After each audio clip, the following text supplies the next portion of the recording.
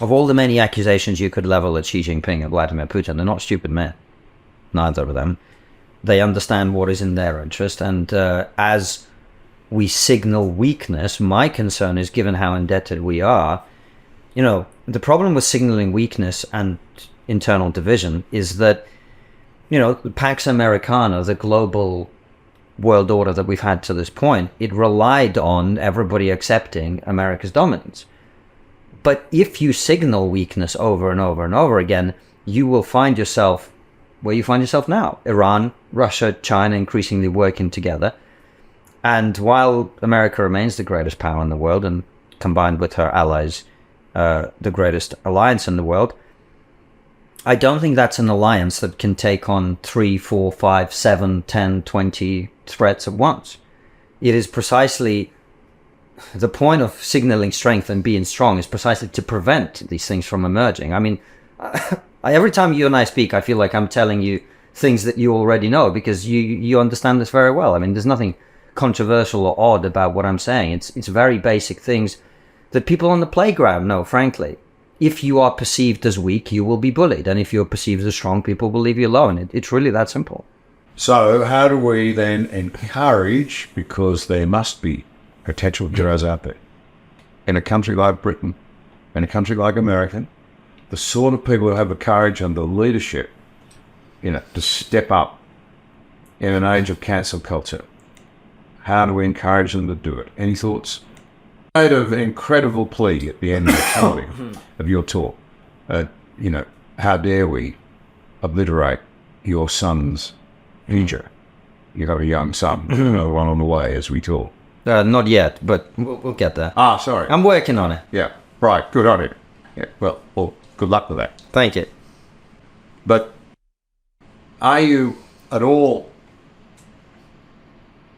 hopeful that in an age of cancel culture, when the disincentives for standing up and being courageous are so massive, we could find the leadership we need again?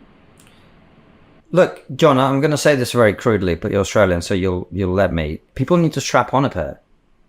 They really do. I mean, look, yes, cancel culture is a problem and has been, but also we've got to a point where I feel like we have enough new media organizations like mine and enough various groups and things that, if you get cancelled, it's not really that bad anymore. Yeah.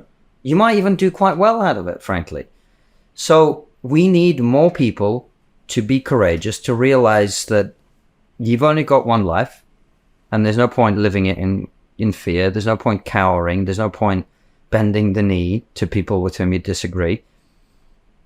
And we as citizens actually have to stop punishing people who speak the truth. This has been happening for a long time. The moment anyone in politics says something that most people know to be true, all it takes is for The Guardian or some other left-wing paper to run some headlines, and everybody suddenly is bending over backwards, pretending they're horrified by, somebody who said something. Normal people need to say enough, and they need to vote for people who are speaking the truth and to reward people for speaking the truth. And the more that happens, the more people will be incentivized. I mean, there's people who respond to incentives. If we incentivize truth speaking, if we incentivize people making difficult decisions, I mean, the deficit, which we just talked about, is a very good example of this. The moment anyone attempts to cut our spending, they're immediately told that they are being cold and callous and cruel. And we have to win that argument. It is not cold and callous and cruel to consider the interests of our children and grandchildren over reducing our spending by 1%. I understand that has a negative impact on people. I really do. But we have been living beyond our means.